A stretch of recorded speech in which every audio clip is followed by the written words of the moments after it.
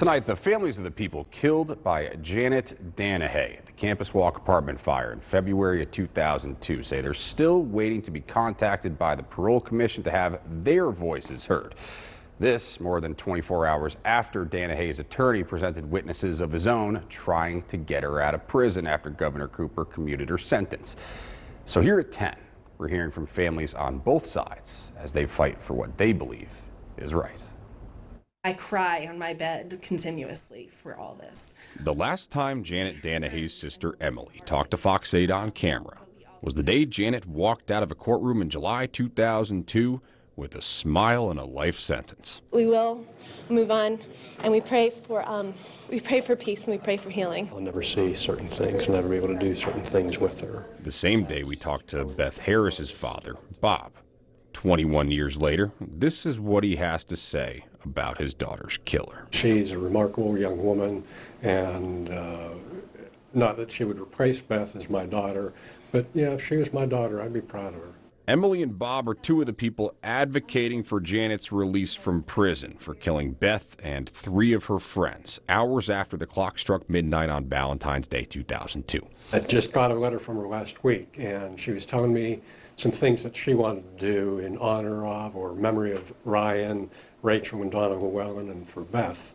And that touched my heart. With letters from people both for and against, hoping to sway the Parole Commission's decision. He was the closest to getting out, but had he gotten out, it would have been such a horrible existence. Letters are what Ryan Beck's sister Amy says have haunted the families of the victims for years. She writes this letter, "Ryan came to me in a dream and he forgives me and thinks you should too." And all that healing was just right down. Now she and the ones who want Danahay to stay have started their own letter campaign. We signed all this paperwork, she's not to contact us.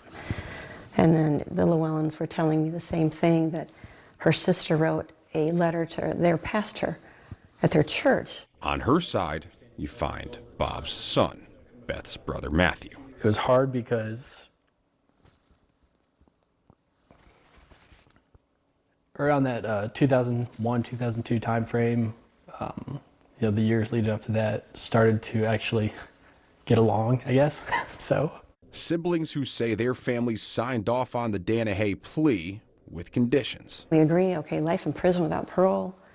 If it goes to trial, death penalty, but hey, we're fine. If she's locked up, we never see her again. She can't hurt anybody else. She made a promise to the courts, to her parents, to her family, to us, to the victims,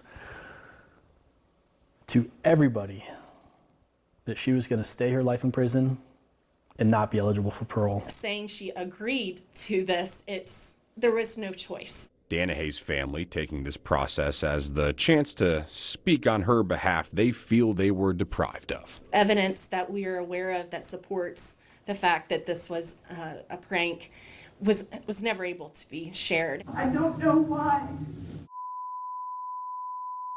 will not stand up and say that they had anything to do with this stupid prank. Repeating those same allegations here in 2023. The others have never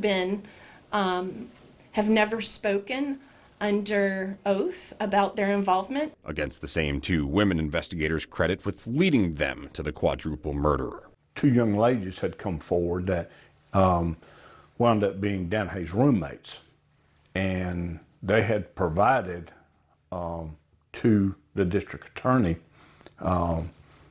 a garbage bag. She just wants to live and to work and to live in a God-honoring way. The Danahay's plan would be for Janet to work and live with her sister in what that sister hopes would be a righteous change. And the good thing that can result from this is to be a positive influence on especially young people, because we're not alone in this, and we have something to share of importance. Those 4 people that died, if you can resurrect them, if you can take the scores of people, the survivors, and you can erase that from their memory, maybe Danahay gets another shot. But you can't resurrect them people. They're dead forever. There's no denying. When you see people die in unnatural ways, it never goes away. Change has risen from this fire. We get to them very quickly, and we say, "You're gonna talk." "I don't want to talk." "Yeah, you do."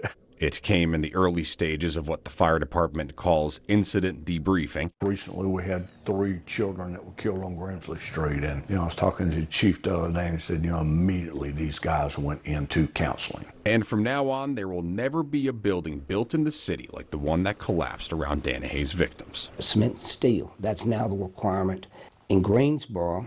And when I was in the state legislature, I was able to make that requirement statewide in the state building codes. Their families hoping for more change. Something that DAs can take mental note of to somehow continue to protect the victims, because this has ended up turning into the Janet Danahy show. Knowing for them, some things never will. Whether an intentional thought or a fleeting thought is, it's something that's dealt with every day and very impactful. One thing doesn't change. How can you enjoy the freedom with her knowing that it was at the cost of 4 lives? Danahy's lawyer says he's expecting a decision from the parole board sometime soon.